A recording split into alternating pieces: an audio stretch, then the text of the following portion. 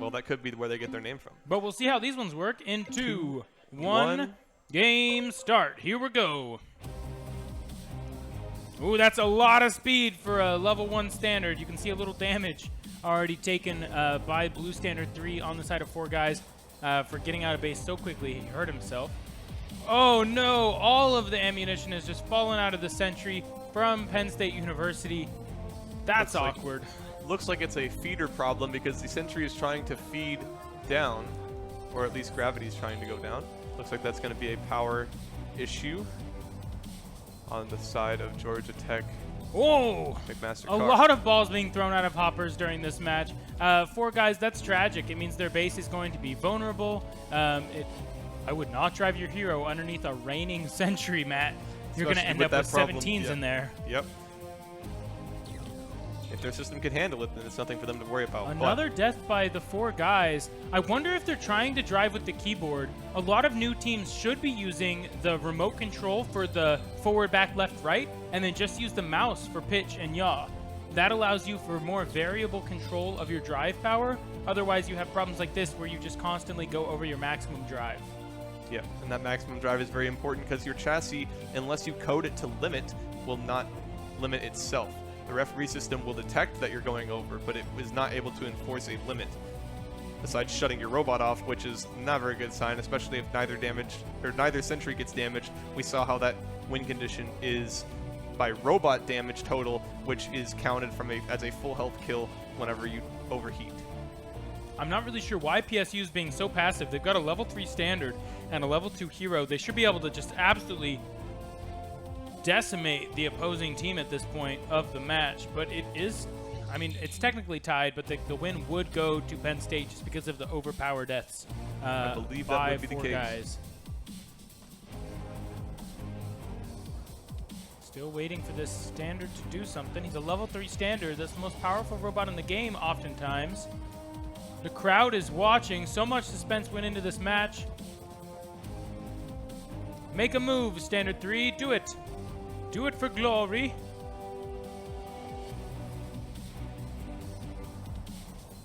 Looking like he's trying to find a target. Very cautious driver. I would feel safe in his car. Some might say 15 to 20 miles under the speed limit is the safe way Carefully to driving drive. back through the large gap. Making a left-hand turn. I almost saw a blinker. I think he turned on his blinker for that one, Matt. He might have. And now making his way back to the parking spot. Looks like he's going to go try to purchase more ammo. I hope so. I sure hope so. I do believe he spilled a lot. Or maybe it was the blue. I think the blue team spilled from their standard. They've at least purchased ammo. The ammo count is down. Now it is still down by 100. That means they have not done anything yet. Red Standard 3 still looking for an opportunity to do. He's leaving, so I think he thinks he did something. And this is the part where, since he is a level 3 standard, he would be able to use his chassis power a lot more than just being able to, what looks like to be limiting the chassis drive to make sure they're not going into an overpower. Yeah, picked up. Creating a system that's like going to be able I mean, to you're be getting a cool variable view here of the swerve drive in one of Georgia Tech's standards right there in blue standard 4. Oh, I think that's about to be Hey! possibly some sentry damage, and that means that Penn State University has finally decided to start launching projectiles, and now they're dealing damage to the sentry on that blue side. Penn State takes the lead, and given we have not seen any action from the other side, it's going to be very difficult for McMaster and Georgia Tech to try to come back from this currently with 50 seconds left in the match.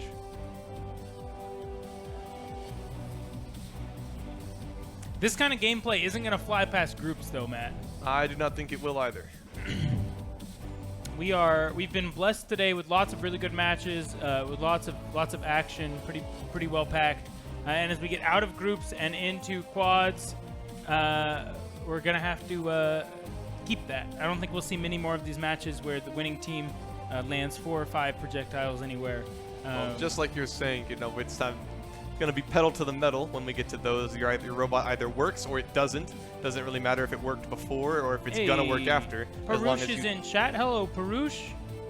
Send us your Twitch Prime sub, Perush. There's no way you don't have Twitch Prime. He's the former captain of Texas A&M RoboMaster's Robotics. Looks like there's going to be some more damage coming With across 1 from second left PSU to on the Sentry. go, PSU able to deal, looks like almost 100 damage to the Sentry of 4 guys. That's going to be a pretty easy lead. 1-0 deficit.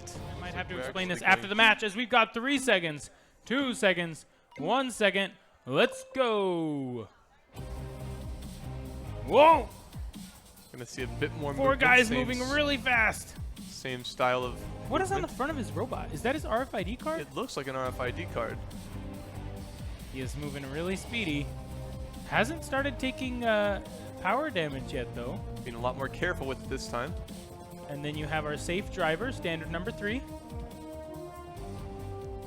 I think he might have taken Matt. defensive driving at some point Yeah, in his next life. year we might need to get some bumper stickers and give out awards halfway through the competition.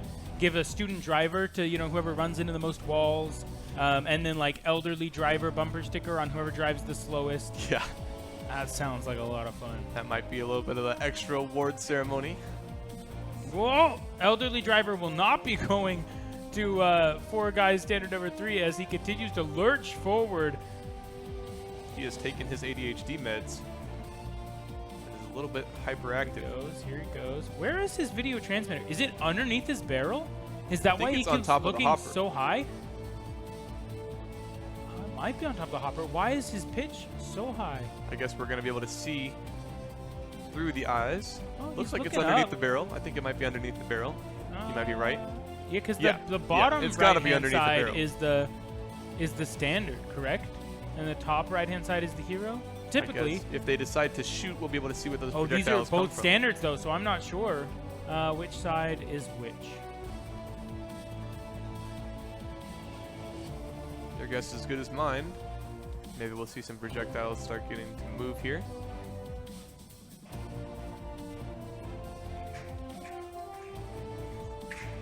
What is happening? I think he Wait. might be nodding in the middle of the field. Looks like the hero's able to make it away from the base on the side of PSU. Possibly going over to buy some ammo from the ammo department. PSU has spent a substantial amount of gold, 400 gold spent, but I don't think a single projectile fired. Oh, and that's going to be first blood on the side of McMaster 4 guys and in the GT. lead here.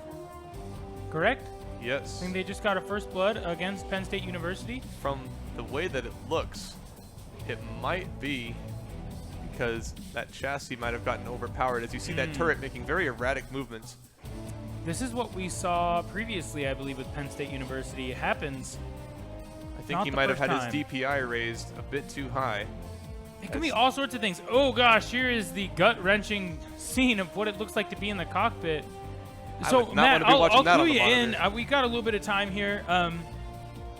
Our first year in China when we were competing, the way that we had set our code up for using the mouse control, it got really angry if you picked your mouse up.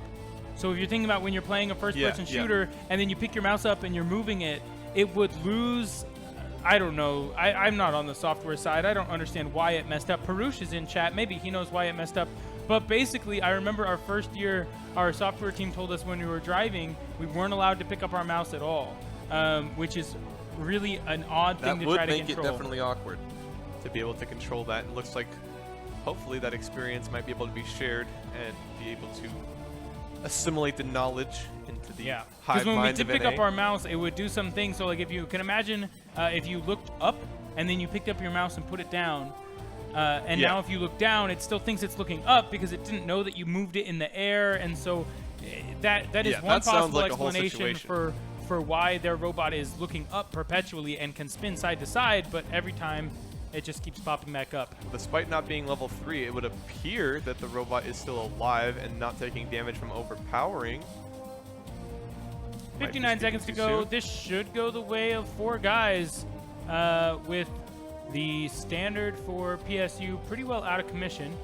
4 guys shooting off a shot, so they are able to fire. Yep, it would be, Whether or it'd not be that nice was an if they aimed accident it or at not the is yet to sentry, be see what known. happens there. But in the meantime, they've got 40 seconds ticking down.